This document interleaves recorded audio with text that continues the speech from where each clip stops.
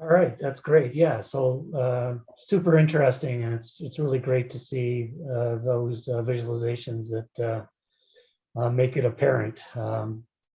So I guess a question I'd have for kind of both of you is that the city of Calgary, has developed their kind of downtown strategy that has various kind of components to it. Like I'm wondering what you think some of the biggest pros and the biggest cons of what the city is currently contemplating from your guys' perspective. And Sure. maybe Derek, you can go first on that. Well, I touched on it a little bit already. I mean, oftentimes it seems like the strategy is based around building, the built environment, where I think what they really need to focus on is programming of that environment. And again, I don't want anybody to say that I'm against things like the event center or the arts commons. I think those are necessary upgrades in the downtown core.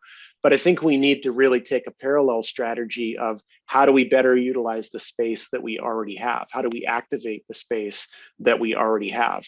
And that comes back to that sort of virtual approach where Airbnb is a virtual hotel. We can build a virtual cultural center that is made up of very non-traditional spaces. Plus 15s. I mean, we've got the plus 15 network makes us very unique and effectively makes us, in some ways, a four-season city. Like Los Angeles is doing activations throughout the winter. Obviously, over the last month, it was impossible to be doing any sort of activations outdoors. However, we've got this plus 15 network that I think could be a much more vibrant contributor to the downtown as a whole, if it was to be more programmed and more activated. Yeah. I would say also it's a public-private partnership to tie into many of the built spaces, like the plus 15s one. We can talk about it becomes it's a shared resource in ways, and it's tough to manage that at times because there's so many. Who's responsible and who's going to police and who's going to watch it. But when you have a building where you have one owner, I think there's a partnership opportunity there, and I think that's a really strong position to be in. So I think in many ways partnering with people that have buildings. Like again, I think back to 801 7th. Like you have this huge park right in front of this building. That should be a critical part of their program and the city's program, and tying that together in the vendors, and you're creating, fertile grounds there.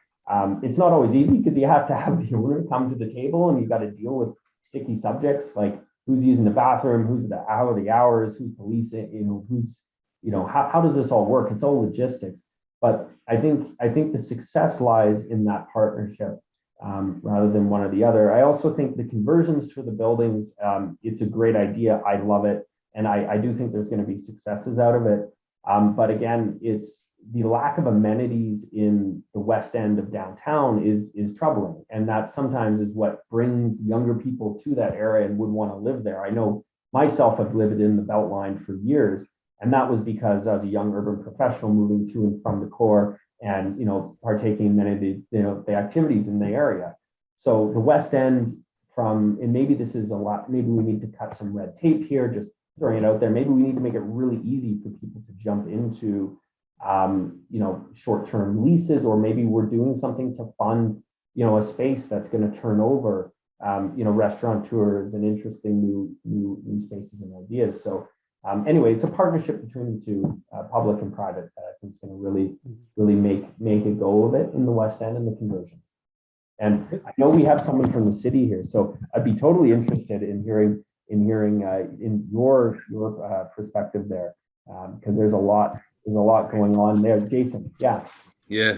No, it's Jason here, and actually David Plouffe is on the line as well, and he's a wily vet from the city as well. So, yeah, full disclosure, I am with I'm actually with the Resilience and Infrastructure Calgary, but I am the operational lead for the connect pillar of the downtown strategy, which is about connecting people, goods, information, and ideas. So some innovation in there, some infrastructure in there, and some connecting of people. So I like the focus on the West End. I think the West End, it lacks a lot. And sure, there's the infrastructure piece where we've got a lot of empty space. But Derek, we also lack this sense of community. They've got a community association now. They're trying to establish that. But I don't know if, not being a planner, I don't know if it's just the roadway system is so big there that makes it hard to build community, but some kind of activations would really help with that. And then, to be honest, there's a lot 6, as an empty parking lot pretty much because of COVID and everything else that's going on, that we've got permission to activate starting in the spring. Early spring, hopefully. And the idea was last year that we were really pushing for was an open mic stage that could be booked, and that would include some beer gardens and even playground for the kids, and really make it a community hanging spot that could have a dance troupe on at 2:00 in the afternoon, but then be programmed by the blues can after that. So I think you've hit the nail on the head. Is we've got these empty spaces, we've got this lack of community infrastructure, but also just the feeling of community that some of that activation could really bring. So that was really exciting to see. I'm glad to see that, Derek, you were working with CMLC and the Downtown Association, it sounds like, for Stephen Avenue. Yeah, that was before the pandemic, but yeah, we definitely.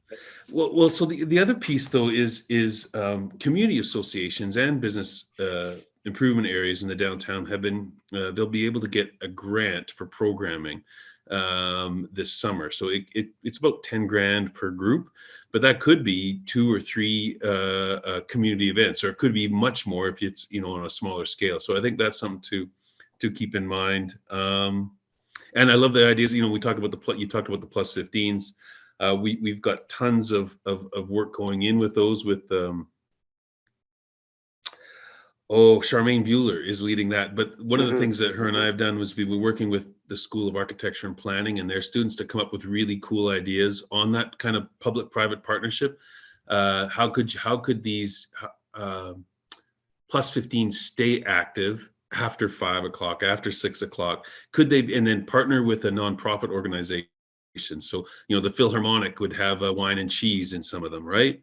And then we've got 3D printing, concrete printing to do really cool street blocks. Anyways, I'm monopolizing. I just think you've hit the nail on the head. We've got to, we've got to find a way to build community, and I think activations are the way to do that. Thanks for those comments. Sorry, Derek, did you have? I was just going to say that I was going to mention that I actually worked with David a couple of years ago before the pandemic. We had a number of discussions as we were looking at activating the plus 15. So the city had, we were talking to, my mind's gone blank now. I can't remember her name, but a study had been done as to which are the optimal plus 15 areas to activate. And so they were looking for somebody to come in and do that. So we had a little series called Live and Unexpected, which was going to host live performances in these plus 15 areas. And then, of course, lo and behold, we got shut down by the pandemic. So, so this is something, it's been a bit of a pet project of ours for a while, and we'd love to get it back off the ground.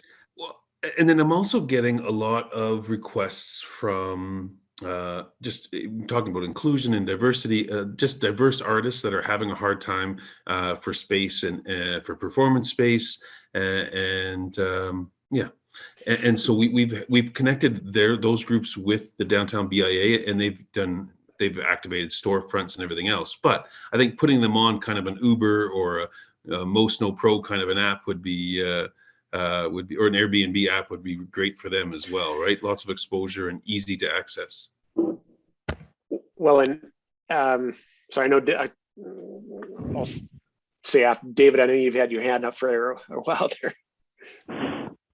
Yeah, no, it's just kind of great to see you, Derek. Oh my God, I can't believe it's been that couple of years. But a question to you and also Ian, like with the airport, when you're doing stagehanding in those airports, what are the spaces that get the most activations, got the most excitement? And can you duplicate that in an office building? Like these are the spaces at the front doors or at the restaurants or something like that.